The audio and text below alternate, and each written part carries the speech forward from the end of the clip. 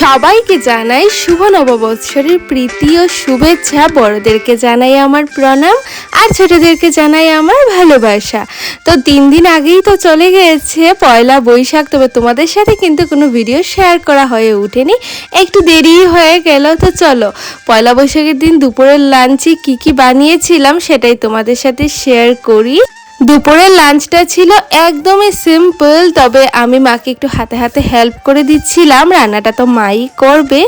আর এদিকে কিন্তু মামার বাড়ি থেকে ফোন করেছিল, তো এখানে গোপাল ঠাকুরকে ভোগ লাগানো হয়েছে, ভোগ দর্শন করে নিলাম। আর তারপরেই কিন্তু মা এখানে রান্নাটা বসিয়ে দিয়েছে। তো প্রথমে কিন্তু আমি দিয়ে দিলাম কড়ার মধ্যে তেল আর কিছুটা হচ্ছে গরম মশলা ফোড়ন দিয়ে তার মধ্যে হচ্ছে একদম থেতো করে রাখা রসুনটা দিয়ে দিলাম, আর দিয়ে দিলাম কুচনো কিছুটা পেঁয়াজের পেস্ট, আর তারপর কিন্তু তার মধ্যে হচ্ছে আদা রসুন পেস্টও দিয়ে দিলাম।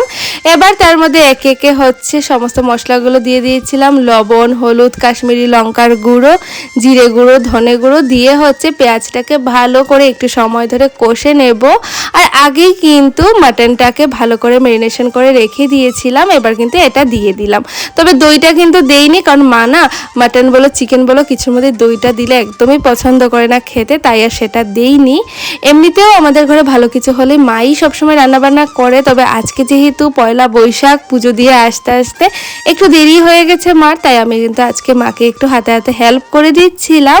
তো এখানে হচ্ছে পোলাও বানাবো, সেজন্য কিন্তু পোলার চাউলটা ভালো করে মেখে নিচ্ছিলাম। আর জানো তো এখনকার ঘিটা আসলে যে কি বুঝতে পারি না, এটা কিন্তু ভালো একটা কোম্পানির ঘি, নামটা আমি আর বললাম না, তবে এটা না এরকমভাবে হয়ে আছে যেন মনে হচ্ছিল শীতের দিনে যেভাবে জমে থাকে সেভাবে।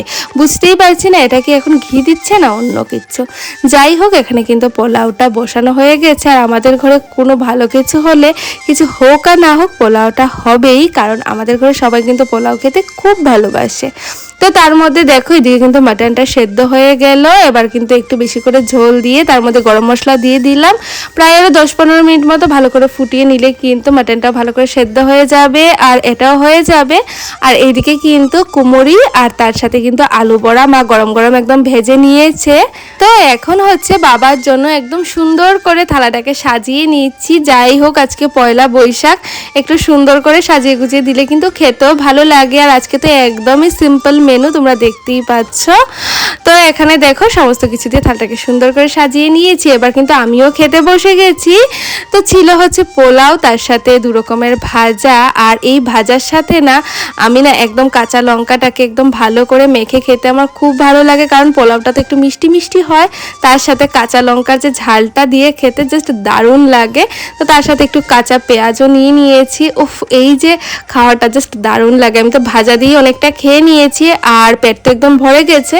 তো অল্প একটু হচ্ছে মাটন নিলাম আর তার সাথে অল্প একটু পোলাও দিয়েই হচ্ছে অল্প করে খেয়ে নেব। আর বুঝতেই পারছো এই পয়লা বৈশাখ দিন দুপুরবেলা কীরকম যে ভয়ঙ্কর গরম পড়ে, আর এই দিন না সেজন্য ভালো করে খাওয়াও যায় না। আর সব থেকে বেশি ভালো লাগে হচ্ছে আমার এই পেঁয়াজটা, সেটা চিকেনে বলো আর মাটনে বলো, এই পেঁয়াজটা খেতে আমার দারুণ লাগে। আর লাস্টে খেয়ে নিলাম হচ্ছে ঠান্ডা ঠান্ডা দইয়ের সাথে এই রসগোল্লাটা, বেশ ভালোই লাগলো। আর সকাল দিকে তো আমার আর মন্দিরে যাওয়া হয়ে উঠেনি আজকে, তো সেজন্য কিন্তু রাতের দিকেই আমি রেডি হয়ে চলে এসেছি হনুমান মন্দিরে। কালী মন্দিরে আর যাইনি, প্রচণ্ড ভিড় হয় কালী মন্দিরে, সেজন্য আর যাইনি। তো এখানেই এসে শিব ঠাকুরকে, হনুমান ঠাকুরকে একটু দর্শন করে নিলাম।